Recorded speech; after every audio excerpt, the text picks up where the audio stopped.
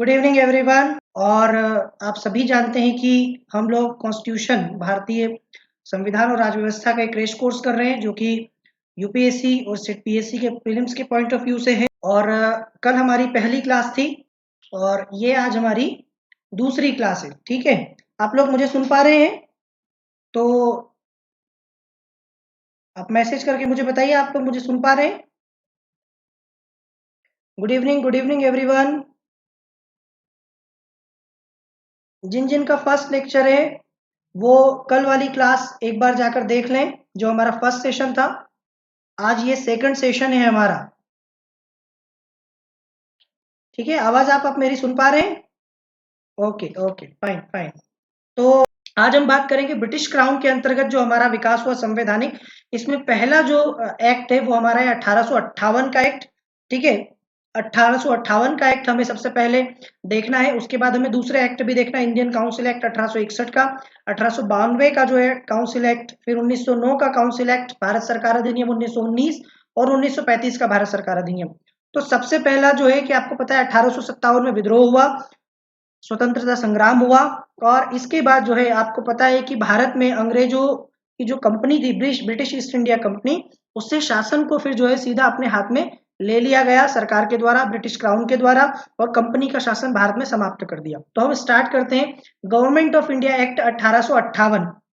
ठीक है, ध्यान से सुनिएगा, एक एक चीज आपको जो है समझ में आ जाएगी, आप बस सुनते रहिए और कहीं भी कोई डाउट हो तो कमेंट बॉक्स में जाके पूछिए। तो इस एक्ट को कहा गया गवर्नमेंट ऑफ इंडिया एक्ट 1858 और हिंदी में इसको कहा जाता है भारत के शासन को अच्छा बनाने वाला अधिनियम। ये पारित किया गया, आपको बता दूं कि कब पारित किया गया, तो ये पारित किया गया 2 अगस्त 1858 को। इसके ऊपर महारानी विक्टोरिया, जो उस समय विक्टोरिया महारानी हुआ करती थी ब्रिटेन की, उनके हस्ताक्षर हुए और उसके बाद ये पारित किया गया। ठीक है, तो गवर्नमेंट ऑफ इंडिया एक्ट 1858 1858 2 अगस्त 1858 को महारानी विक्टोरिया के हस्ताक्षर के बाद पारित हुआ। और इस एक्ट की सबसे खास बात ये थी कि भारत का शासन कंपनी के हाथों से लेकर अब ब्रिटिश ताज के अधीन कर दिया गया। ध्यान से सुनिएगा, अब भारत का शासन जो है कंपनी को की जगह किसके हाथ में चला गया? ब्रिटिश ताज के हाथ में चला गया। लॉर्ड कैनिंग, जो उस समय भारत में गवर्नर जनरल हुआ करते थे, लॉर्ड कैनिंग ने महारानी विक्टोरिया की इस प्रकार की घोषणा को इलाहाबाद में 1 नवंबर 1858 को पढ़कर सुनाया। ध्यान से सुनिए, किसने और कब सुनाया और कहां सुनाया। तो जो 1858 का एक्ट है, जो महारानी की घोषणा है, उद्घोषणा है कि आज से ब्रिटिश ताज के अधीन होगा भारत, जो कंपनी है उसका शासन समाप्त किया जा रहा है। ये घोषणा लॉर्ड कैनिंग, जो तत्कालीन गवर्नर जनरल हुआ करते थे, लॉर्ड कैनिंग ने महारानी विक्टोरिया की घोषणा को, इस डिक्लेरेशन को इलाहाबाद में 1 नवंबर 1858 को पढ़कर सुनाया। ठीक है, समझ में आ गया होगा आपको। फिर इस एक्ट की अगली खासियत क्या थी? इस अधिनियम के द्वारा कोर्ट ऑफ डायरेक्टर और बोर्ड ऑफ कंट्रोल, इनकी समाप्ति कर दी गई। ध्यान से समझिए और याद करने की कोशिश कीजिए कि कल मैंने आपको ये बताया था कि 1773 में एक कोर्ट ऑफ डायरेक्टर बनाया था कंपनी के प्रशासन को चलाने के लिए। फिर उसके बाद 1784 के पीट्स के इंडिया एक्ट से बोर्ड ऑफ कंट्रोल बनाया था, जिसके द्वारा कंपनी के जो मामले हैं उनको विभाजित कर दिया था। ठीक है, कल हम लोग ये सारी चीजें कल बात कर चुके हैं, डिस्कस कर चुके हैं कोर्ट ऑफ डायरेक्टर और बोर्ड ऑफ कंट्रोल के बारे में। जो लोग आज नए हैं, जिनकी फर्स्ट क्लास है, वो कल का सेशन जाके देख सकते हैं प्लेलिस्ट में। तो कोर्ट ऑफ डायरेक्टर और बोर्ड ऑफ कंट्रोल जो बनाया गया था, 1773 में कोर्ट ऑफ डायरेक्टर बनाया गया और 1784 में बोर्ड ऑफ कंट्रोल बनाया गया। इन दोनों की समाप्ति यहां से हो गई। दूसरी चीज जो है, इनके जो अधिकार, अब देखो जब ये खत्म हो गया, जब कंपनी का कोर्ट ऑफ डायरेक्टर और बोर्ड ऑफ कंट्रोल खत्म हो गया, तो अगला क्वेश्चन ये आता है कि अब कौन चलाएगा, अब ये इनके अधिकारों का यूज कौन करेगा। तो एक नई संस्था यहां से बनाई गई और इसका नाम था भारत सचिव। एक नया पद जो है उसका सृजन किया गया और इसको कहा जाता है secretary of state for India. एक नया पद सृजित हुआ हमारे 1858 के एक्ट से। ध्यान से सुनिएगा, 1858 के एक्ट से एक नया पद सृजित हुआ भारत सचिव का, secretary of state for India. और जितने भी अधिकार कोर्ट ऑफ डायरेक्टर और बोर्ड ऑफ कंट्रोल के थे वो दे दिए गए किसको? भारत सचिव को। अब अगली क्वेश्चन ये है कि ये कौन था, ये व्यक्ति कौन था? तो ये बंदा ब्रिटिश संसद और ब्रिटिश मंत्रिमंडल का सदस्य होता था। सीधी सी बात है कि भारत में जो ब्रिटेन में जो कैबिनेट थी, जो मंत्रिमंडल था, उसमें ही किसी एक मंत्री को भारत सचिव का जो है दायित्व सौंपा जाता था।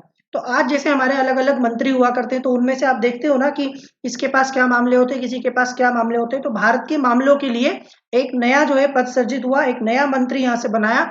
और ये जो मिनिस्टर था, ठीक है, ये मिनिस्टर जो है ये कौन था, secretary of state for India. और ये ब्रिटिश मंत्रिमंडल का सदस्य हुआ करता था और ब्रिटिश संसद का भी सदस्य हुआ करता था। ठीक है, ध्यान से सुनिएगा, आपको सब समझ में आ जाएगा। मुझे पता है बहुत कंफ्यूजन होता है आपको यहाँ पर, ये सारी चीजें हम कोशिश करेंगे कि हम यहाँ से क्लियर कर लें। तो एक तो ये चीज क्लियर हो गई कि कोर्ट ऑफ डायरेक्टर और बोर्ड ऑफ कंट्रोल को खत्म करके इस एक्ट ने भारत का जो शासन है वो किसके हाथ जो उसमें चला गया, ताज के अधीन में चला गया। और जो शक्तियां थी ये सारी भारत सचिव का एक पद बना के उसको दे दिया अधिकार। ये कौन था, ये ब्रिटिश संसद और ब्रिटिश मंत्रिमंडल का एक सदस्य हुआ करता था। शॉर्ट में कहूं तो ये एक मिनिस्टर हुआ करता था। ठीक है, इसकी सहायता के लिए अब ये व्यक्ति अकेला तो इतना नहीं चला सकता, पूरा की पूरा मामला अकेला तो नहीं संभाल सकता। तो एक काउंसिल बनाई गई, एक काउंसिल बनाई गई। कल मैंने आपको गवर्नर जनरल की एग्जीक्यूटिव काउंसिल और गवर्नर जनरल की लेजिस्लेटिव काउंसिल, कार्यकारिणी परिषद और विधायी परिषद के बारे में बताया था। यहाँ एक परिषद अब भारत सचिव की भी बनाई गई और इस परिषद का जो है क्या नाम था, इस परिषद को कहा गया भारत परिषद। गवर्नर जो जो भारत सचिव है इसकी एक काउंसिल थी और काउंसिल ऑफ इंडिया जो है, ठीक है, काउंसिल ऑफ इंडिया नाम, भारत परिषद इसको नाम दिया गया, जो कि ब्रिटिश जो ये हमारा ये भारत सचिव था इसकी सहायता के लिए बनाई थी।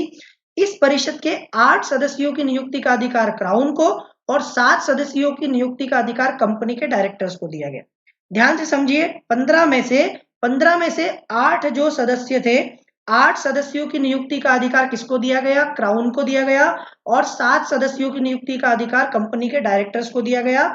ये जो परिषद है, ठीक है, ये जो परिषद है, ये परिषद किसकी है, ये परिषद secretary of state for India, Bharat सचिव की परिषद है। ये पद नया सृजित किया गया 1858 के एक्ट से। ठीक है, और ये क्यों बनाया गया, क्योंकि कोर्ट ऑफ डायरेक्टर और बोर्ड ऑफ कंट्रोल को यहाँ पर समाप्त कर दिया गया। यहां तक आपको समझ में आ गया होगा। इसी एक्ट में आगे कुछ और चीजें यहां से क्लियर हो जाएंगी आपको।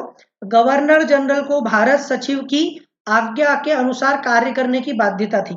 मतलब जो हमने अभी बात की कि एक नया पद बनाया भारत सचिव का, secretary of state for India, तो भारत में जो गवर्नर जनरल हुआ करता था उसको ये जरूरी था कि वो सेक्रेटरी ऑफ स्टेट की जो आज्ञा है, ठीक है, सेक्रेटरी ऑफ स्टेट की आज्ञा से ही काम करेगा, मतलब अपने मन से काम नहीं कर सकता। इस एक्ट की एक खास बात यह भी थी। अगली बात यह है कि गवर्नर जनरल जो था, देखो मैं बहुत इंपॉर्टेंट बात आपको यहाँ पर बताने जा रहा हूं।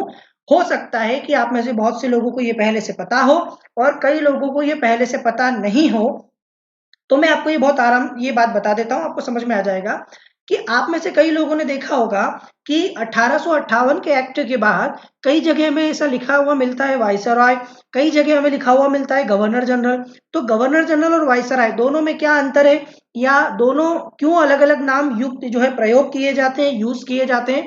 तो हुआ दरअसल ये कि 1858 के एक्ट के बाद जब कंपनी का शासन खत्म करके क्राउन ने अपने हाथ में शासन ले लिया, ताज के अधीन चला गया भारत का शासन, तो जो गवर्नर जनरल है वो अब जो है दो तरीके से काम करने लगा। एक तरफ तो भारत का प्रशासन संभालता था, तो जब भारत में प्रांत और आदि का प्रशासन संभालता था तो इसको गवर्नर जनरल कहा जाता था। ठीक है, और एट द सेम टाइम जब ये क्राउन जो है ब्रिटिश सम्राट, उसके प्रतिनिधि के रूप में जो रियासतें जो भारत में प्रिंशियल स्टेट्स वगैरह थी उनसे भी डील करता था। ठीक है, तो भारत में जो रियासतें जो प्रतिनिधि जो थे उनके उनमें ये ब्रिटिश सम्राट के प्रतिनिधि के रूप में काम करता था, इसीलिए इसको वायसराय भी कहा जाता था। ठीक है, आपने ये जो नाम मैंने आपको बताया वायसराय, इसको हम लोग ऐसे भी समझ सकते हैं कई बार वॉइस ऑफ रॉयल्स। ठीक है, वॉइस, ये अब सीधी आवाज बन गया किसकी, क्राउन की आवाज बन गया, इसलिए इसको वायसरॉय भी कहा जाने लगा। ठीक है, वायसरॉय भी इसको कहा जाने लगा और ये ब्रिटिश सम्राट के प्रतिनिधि के रूप में काम करने लगा। ध्यान से समझिए, तो ये दो काम करता था, एक तो ये भारत का शासन चलाता था तो इसको गवर्नर जनरल कहा जाता था, और जब ये देशी रियासतों के साथ डील करता था गवर्नर जो गवर्नर जनरल ब्रिटिश सम्राट के प्रतिनिधि के रूप में, तो इसको वाइसरॉय कहा जाता था। ठीक है, कोई बात नहीं, आप लोग लेट हो गए तो जो भी यहाँ पर लेट आए वो बाद में रिकॉर्डेड सेशन भी देख सकते हैं। तो इसीलिए आपसे कहा जाता है कि टाइम पर आइए, 7:30 बजे का हमारा टाइम है, 7:30 बजे हमारी ये क्लास स्टार्ट हो जाती है। 6:30 बजे मेरी हिस्ट्री की क्लास डेली स्टार्ट होती है और 7:30 बजे से हमारी पॉलिटी का ये क्लास डेली स्टार्ट हो जाता है। तो अब यहाँ पर आप देख सकते हो कि किस प्रकार से किस प्रकार से जो है वायसराय और गवर्नर जनरल दोनों नाम उसके हो गए। तो हमारा पहला वायसराय कौन है, आपको अच्छे से पता है कि लॉर्ड कैनिंग जो है, लॉर्ड कैनिंग भारत का पहला वायसराय के रूप में जाना जाता है। कौन था भारत का पहला वायसराय, लॉर्ड कैनिंग। तो कैनिंग भारत का पहला वायसराय है, यही गवर्नर जनरल भी है और यही वायसराय भी है। जब ये सम्राट के प्रतिनिधि के रूप में देशी रियासतों से डील कर रहा है तो इसको वायसराय कह रहे हैं, ठीक है। जब ये भारत का प्रशासन संभाल रहा है तो इसको गवर्नर जनरल कह रहे हैं। इसी एक्ट के द्वारा 1861 में सर्वप्रथम जेम्स विल्सन के द्वारा भारत में बजट प्रस्तुत किया गया। इस तरह का क्वेश्चन भी पूछा जाता है कि भारत में बजट कब और किसके द्वारा सबसे पहले प्रथम जो है, स्वतंत्र भारत का बजट भी पूछा जाता है और सर्वप्रथम भी पूछा जाता है। तो भारत में बजट का जो जन्मदाता है वो किसको माना जाता है, बजट का जन्मदाता भारत में जेम्स विल्सन को माना जाता है। इन्हीं के द्वारा भारत में सबसे पहले बजट प्रस्तुत हुआ था, कब, 1861 में, ठीक है, 1861 में। इसी समय 1861 में ही भारतीय उच्च न्यायालय अधिनियम 1861 भी पारित हुआ। 1861 का जो है उच्च न्यायालय अधिनियम पारित हुआ। इसके बाद आपको पता है कि नए हाईकोर्ट्स आए हैं, है ना। आपको पता है कि इलाहाबाद, कलकत्ता, इलाहाबाद, है ना, और मुंबई, 3 हाईकोर्ट नए आए थे। सॉरी, कलकत्ता, मद्रास और मुंबई, कलकत्ता, मद्रास और मुंबई 3 नए हाईकोर्ट आए हैं, ये आप अच्छे से जानते हैं। तो ये जो है गवर्नमेंट ऑफ इंडिया एक्ट कौन सा है, 1858। ध्यान से सुनिए, गवर्नमेंट ऑफ इंडिया एक्ट 1858 से हम लोग आज शुरुआत किए थे। मैंने आपको बताया कि इस एक्ट की खासियत क्या थी कि भारत का शासन कंपनी के जगह अब किसके पास चला गया, क्राउन के पास। गवर्नर जनरल ऑफ वायसराय बन गया और जेम्स विल्सन के द्वारा बजट प्रस्तुत हुआ। एक नया पद सृजित हुआ, भारत सचिव, secretary of state for India का। इसकी काउंसिल बनाई गई, 15 सदस्यीय काउंसिल बनाई गई। Court of director, board of control जो अभी तक चले आ रहे थे, इनको समाप्त किया गया। तो ये हमारा 1858 का एक्ट भी कंप्लीट हुआ, ठीक है। चलिए, तो आज के लिए इतना ही, हमारा ये सेशन आज यहीं खत्म होता है। कल फिर हम जो है इसी 7:30 बजे, बार बार बोल रहा हूँ, आपको कोई जरूरत नहीं नोटिफिकेशन की। वीडियो को लाइक करिए, नहीं किया हो अभी तक भी, अगर आपने वीडियो को लाइक नहीं किया है तो पहले वीडियो को लाइक करो, चैनल को सब्सक्राइब करो। तो कल फिर मिलेंगे, तब तक के लिए thank you, bye bye, good night, take care.